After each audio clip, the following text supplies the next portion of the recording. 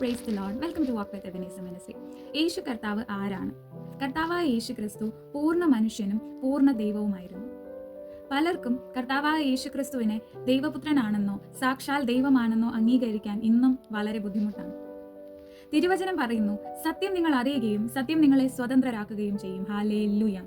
സത്യം അറിയാത്തത് കൊണ്ടാണ് മനുഷ്യർക്ക് ഈ അജ്ഞത ഉണ്ടാവുന്നത്. ജഡം സംബന്ധിച്ച് കർത്താവായ യേശു ക്രിസ്തു മനുഷ്യപുത്രനും ദൈവത്തിന്റെ ആത്മാവ് സംബന്ധിച്ച് അവൻ സാക്ഷാൽ ദൈവപുത്രനുമാകുന്നു.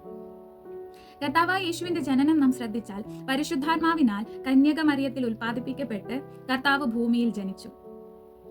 എന്നാൽ കർത്താവിന്റെ ആത്മാവ് സംബന്ധിച്ച് അവൻ ദൈവപുത്രനാകുന്നു. അയ്യോ, ഇതൊന്നും ഞാൻ പറയുന്നതല്ല, എന്റെ തിരുവചനം പറയുന്നതാണ്. ഹല്ലേലൂയ.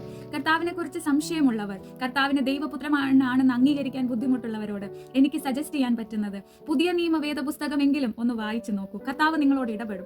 സത്യം നിങ്ങൾ അറിയുകയും സത്യം നിങ്ങളെ സ്വതന്ത്രമാക്കുകയും ചെയ്യും. കർത്താവ് ഭൂമിയിൽ അവതരിച്ചത് പാപികളെ രക്ഷിക്കാനാണെന്ന് പറഞ്ഞാൽ അല്ലല്ലോ, ദൈവം ഭൂമിയിൽ അവതരിച്ചത് നല്ലവരെ രക്ഷിക്കാനും പാപികളെ ശിക്ഷിക്കാനുമാണെന്ന് ചിലർ വാദിക്കുന്നു. എന്നാൽ ഞാൻ അറിയുന്ന എന്റെ കർത്താവ് ഭൂമിയിൽ അവതരിച്ചത് പാപികളായ മനുഷ്യരെ രക്ഷിപ്പാനും ലോകത്തെ പാപത്തിൽ നിന്ന് വിടുവിക്കുവാനും ലോകത്തിന് നിത്യതയെ അവകാശമായി നൽകേണ്ടതിനുമാണ്. ഹല്ലേലൂയ. ഇത് മനുഷ്യർ വിശ്വസിച്ചാലും വിശ്വസിച്ചില്ലെങ്കിലും ഇതാണ് എന്റെ തിരുവെഴുത്ത് പറയുന്ന സത്യം. ഹല്ലേലൂയ.